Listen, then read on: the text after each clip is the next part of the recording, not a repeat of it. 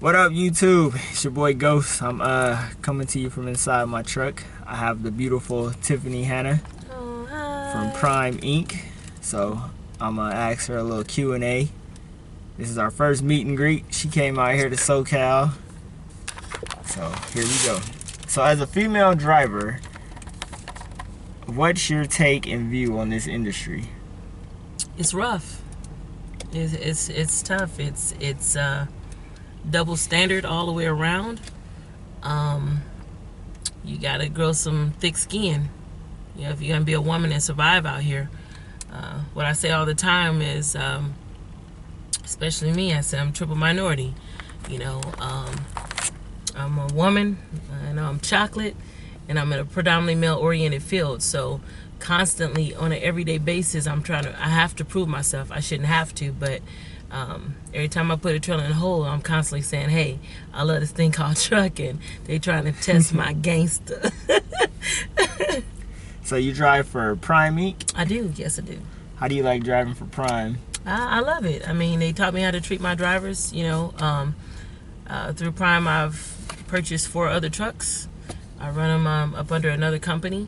My company is called Big Wheels and Heels.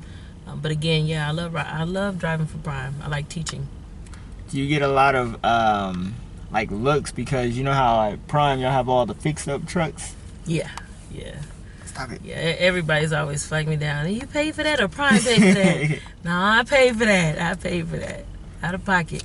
So is that like an owner-op type of thing, or is that for anyone at Prime can do it? Anybody at Prime can do it. You can get in, yeah.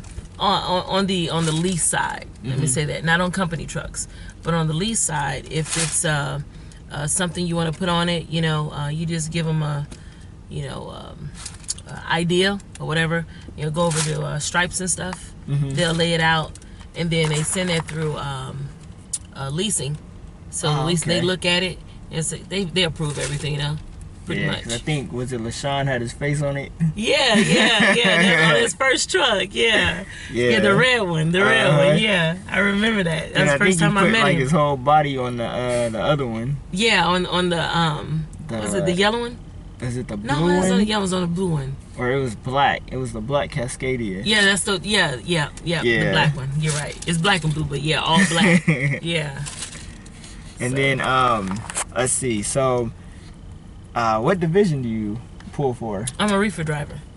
Yeah. So what are the pros and cons that you've seen about reefer? The pros and the cons are the same, you know. We go to shippers and we can be there for hours.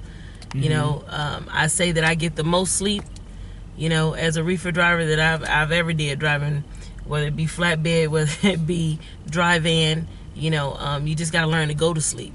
You know, and then the downfall to that is that we are there for hours, you know, and it's kind of hard if you know, you've been sleeping all night and then you run 120 miles to pick up, and now you know, you got to sleep another, get your body together, you know. Who can stay in the bed 24 hours, you know? Oh, wow. But you got to get some rest, so. How do you deal with the reefer? Does it, like, come on, like, when it's on start and stop? But I don't even hear it anymore. You get used to it, you know? It's that mentality that they say is like when you sleep, people that sleep with fans on, it's not because they want to be cool, it's that they need the sound. You know, it's just kind of hypnotizing type way. Oh, she's fine. She's fine. Yeah. So. Okay. And then for other female drivers that are thinking about getting into the industry, what's the best advice that you can give? Best advice I say is just, again, what I always say is this, and that's be motivated to your dedication and be dedicated to your motivation, you know, and that just it's a full circle, you know. Don't let anybody tell you that you can't, and for those that say that you can't, show them, you know. It's just that whole mentality, shut up or put up, you know. Understand that there's going to be people on an everyday basis that say you can't do it because you're a woman. They're going to look at you, you know, and they'll be watching you put it in the hole. It's going to be those days where you just cannot get the trailer in the hole. It's going to be those days, you know, but don't give up. You know, I tell you like this, I train men and I train women, you know, and some of the most strong, you know, the tallest, muscular men that sit in my seat, and they've sat there and they've cried because they couldn't put the trailer in the hole, you know. So I said that to say this: if it gives you any kind of balance, or comfort, it's gonna be those days, just push through it. Just push through it. And how long have you been training? 8 years now. Oh wow. Whew. How long have you been driving total? 15. Whew. That's a long time, man. Yeah, a long time. I'm barely coming up on 5 years this year. Hey, that's still a long time. And I learn every day. I learn something new every day. Yeah, that is true. I learn something new every day. Hey, mama. How long have you been driving? Be like, I ride everywhere. So then with pets, do you have any pets on the road? I do. I have my pit bull. Her name is Piper. Ooh, man, I have a Yorkie. Yeah. Hey, that's my gun, man. That's my gun. I tell everybody, and hey, yeah, it keeps people away from my truck. Most of them. Yeah, most of especially a pit bull. Yeah, it cuts the trouble in half. It does. Now some people love pit bulls, and they see she's a sweetheart, but she'll snap if she have to. Yeah, that's most definitely.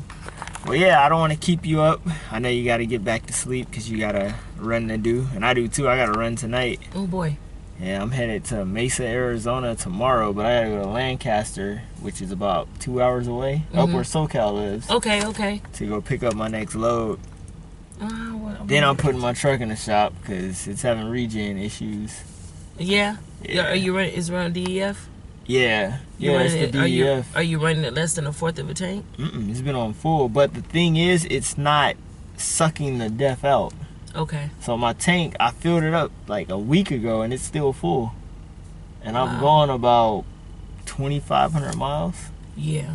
Yeah, so it's been throwing check engine lights, so now I'm like, yeah, I'm gonna just turn it in. Yeah. So I know it. I got T680. There's a lady again.